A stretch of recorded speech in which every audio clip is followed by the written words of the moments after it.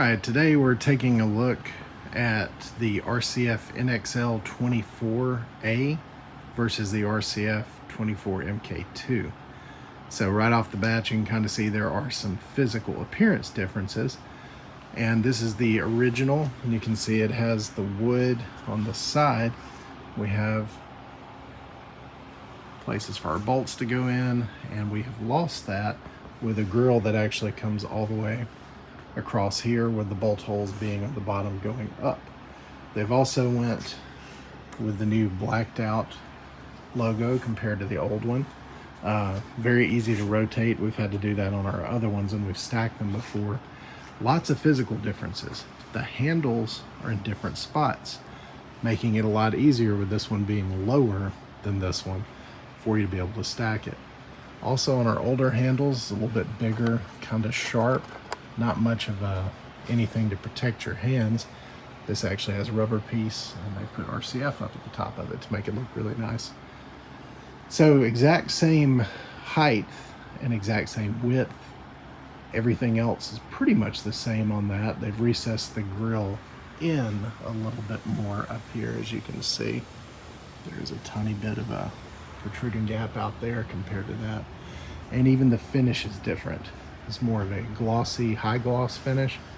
This is more flat and more sandpaperish, if you want to call it that, than our setting that's on here.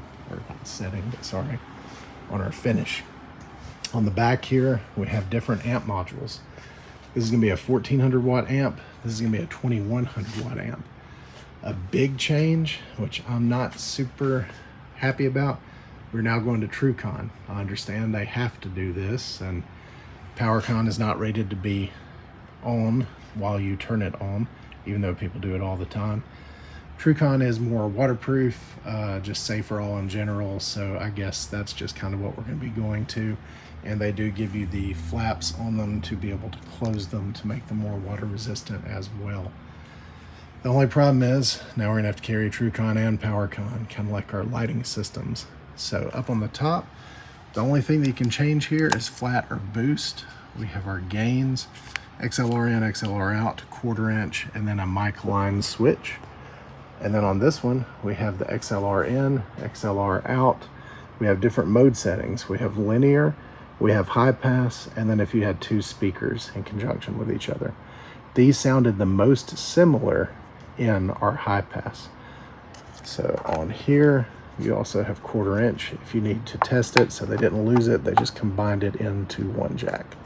So there's that. A look at the back. Not a huge difference. We do lose our 2 bolts that are here. As far as our flyware, we still have the exact same type setup. We have also lost these little bumpers for it to sit on. Some people are using these as front fills. Don't really agree with that because of the dispersion of the horn. So next thing we'll look at will be the specifications. So big difference between the two is going to be power and compression driver size. So our new one on the side, the MK2, it's going to have a 2100 watt amplifier module, while our old one has a 1400 watt. So of course these are peak ratings, so more realistic would be going with our RMS ratings. But you think with all this difference there would be a massive SPL difference. It's only 1 dB rated SPL, and of course that's probably at 1K, something that's not 20 to 20. So frequency response wise, this one, if I'm not mistaken, will do 65 to 20K, and this guy will do 60 to 20K. These speakers are voiced completely different from each other. I was really surprised at how they did not sound similar at all. And we'll let you guys kind of decide which one you like better. They both have attributes that kind of help each other and attributes that hurt each other. So very hard on that. They do still have 4 6-inch woofers. As we said before, you have the 3-inch on this side, 2.5 inch on this side for a compression driver. And our crossover frequency remains the same, even though it is a different size compression driver at 800 hertz. So these speakers have been great with their low profile for us to be able to do many things with them. We've used them as flanks, we've used them as mains. Whenever you stack the other one inverted atop each other, really loud PA. It's kind of surprising how powerful they are. Weight factor, pretty lightweight for what they are. and they just look different, sound different. If you're going for a very small format column speaker, these things are just great. They do have a down-firing horn system, which it's 100 by 30 on both of these, but I'm not really sure the exact spec, but I think it's the last 5 degrees comes down at a very sharp angle, allowing you to not have to have front fills and other things that just kind of look dirty in a corporate environment. So really, really clean speakers, really good. We're going to take a listen to this sound difference and just see what you guys think. One other huge thing I did forget to mention between these two is the introduction to FIR phase and also bass motion control that is in the newer version of this.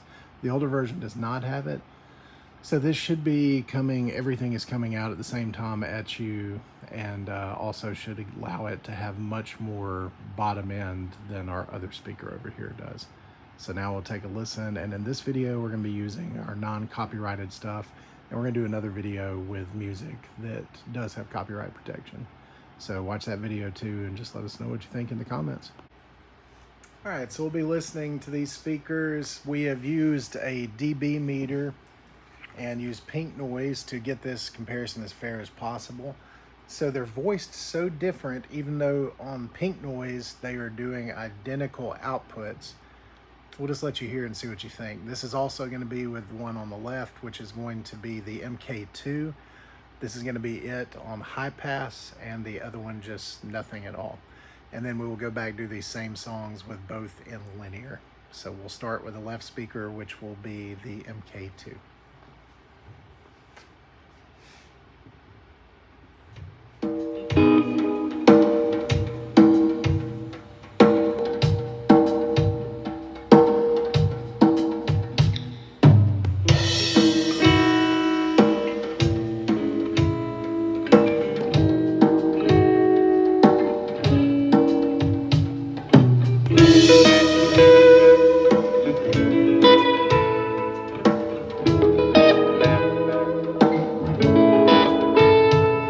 Today I started loving you again,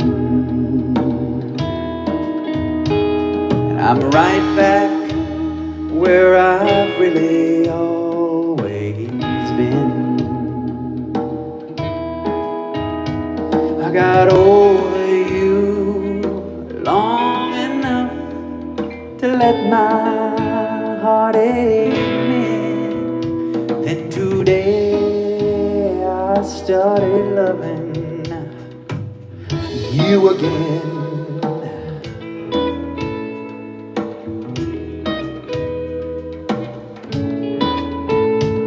What a fool I was to think I could get by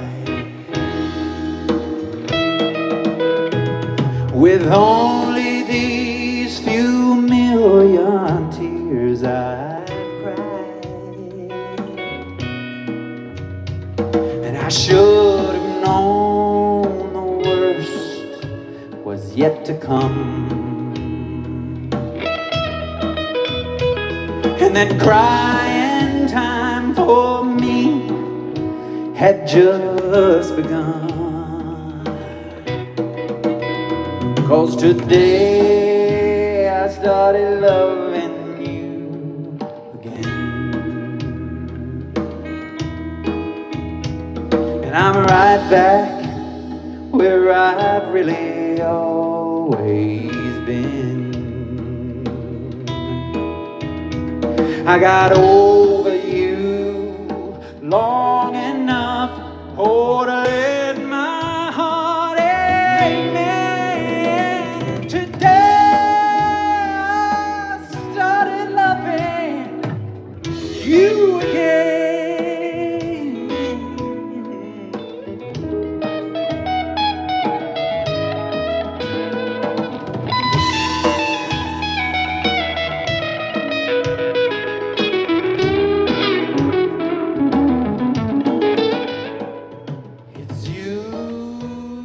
This one will be starting with the NXL24-MK2 as well.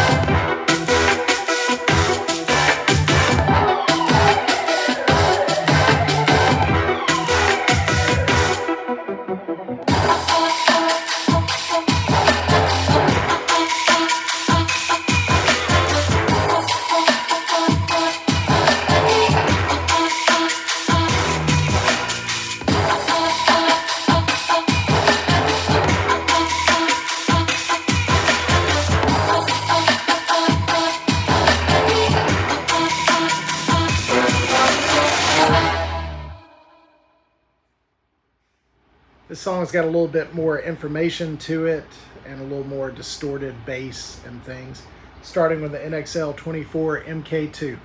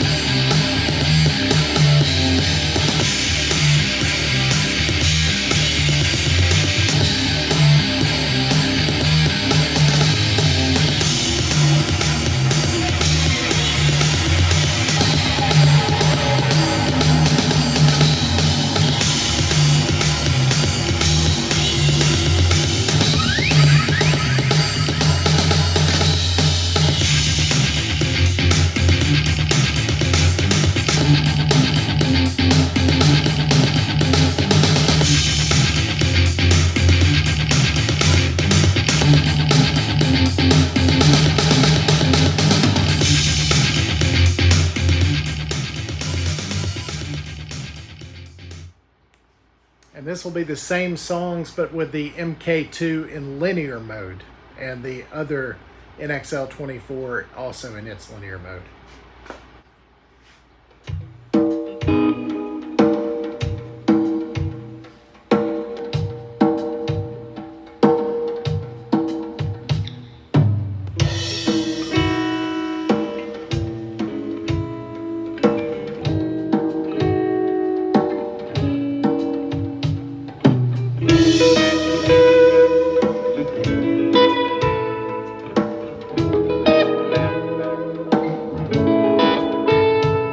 Today I started loving you again, and I'm right back where I've really always been. I got over you long enough to let my over you long enough to let my heart amen. Then today I started loving you again. This is both speakers in linear with a little bit more low end.